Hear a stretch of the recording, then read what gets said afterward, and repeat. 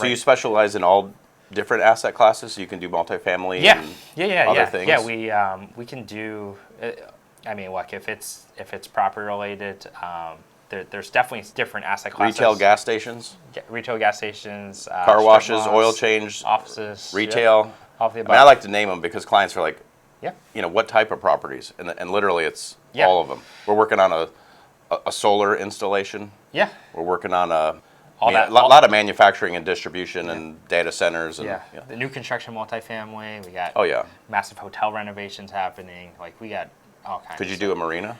Yeah, of course. So the answer is like, we could do that. Yeah, and look, like we have people on our team. But clients don't understand. Sometimes clients think, well, agents are only specific to certain geographic areas or certain properties. To be fair, like we have people on our team who specialize in these different things. It's not like one person's like you asked me to insure a marina. I'm not that marina expert. I don't know anything about that. But we have someone on the team who understands that class of business. That's what they do, right? And having that expertise is what matters. Yeah, the specialization is great. Yeah, so manufacturing is a huge one too, right? Like with all the R&D. We had a lot of clients that do research and development credits. So there's the building and the risk associated with that. What about the underlying businesses? Yeah, so it's the liability, the auto, the excess liability, product liability, the E&O, the D&O, like cyber liability. Yep, cyber I've heard of some cyber scams. Yeah, I mean cyber is one of the most frequent claims we see these days. And it happens typically. Most small businesses at some point will face something like that, and the majority of them don't even know what happened, which is a scary thing, right? Yeah. So, but we're seeing everything from what's called social engineering. So that's basically, you're my client, and you get an invoice, and you think it's from me. Right. It's not me. It's a pure spoof. Yeah, but it looks like my email address is one character off, right?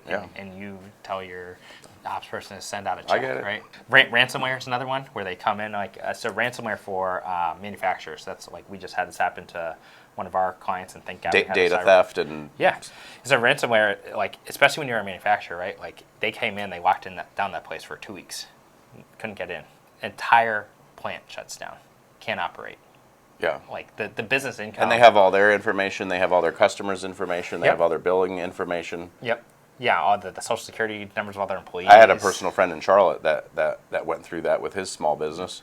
Had to get the FBI involved and other things. Exactly. And a lot of companies don't realize they're not covered with that, with their typical policies. Yeah, and even if you have cyber insurance, there's different kinds, right? There's different levels to insurance, and what we strive for is the cyber insurance companies we work with. There's lots of proactive, like that's what we talk about all the time. The proactive protection. So working with our clients to avoid having these issues. The best way for the client, for us, for the carrier, is to avoid claims, right? So we want to work with the client. So we're helping them implement things with their IT companies, safeguards. We help with training, phishing training for employees and things like that. So we're doing our best to help clients avoid having these claims. And so there's a lot that you can do to protect yourself, and the costs just then keep adding up. Yeah.